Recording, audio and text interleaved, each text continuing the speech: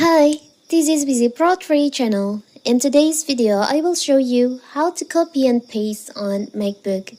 Before you get started, don't forget to subscribe and turn on the notification to keep you updated about this channel. So let's go!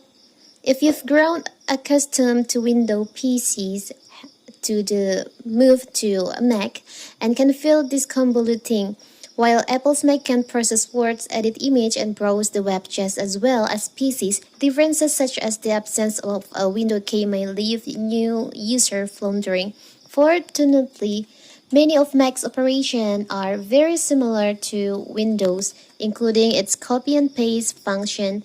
It only takes a little bit of patience and practice until you're just as fluent in a Mac as you are in PC. So, first, I will show you first how to copy on Mac.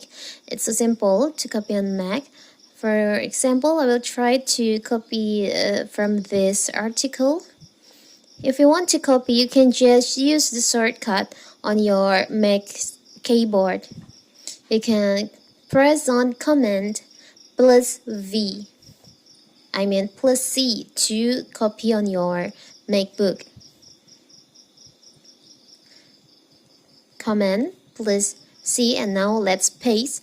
To paste, actually you can just see the shortcut on here on your MacBook screen on the edit.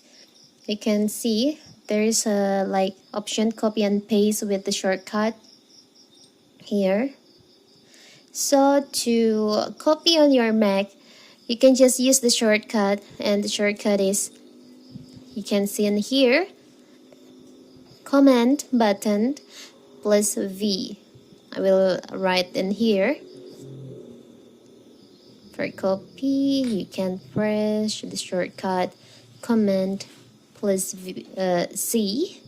And to paste on your Mac, you can use shortcut Command plus V.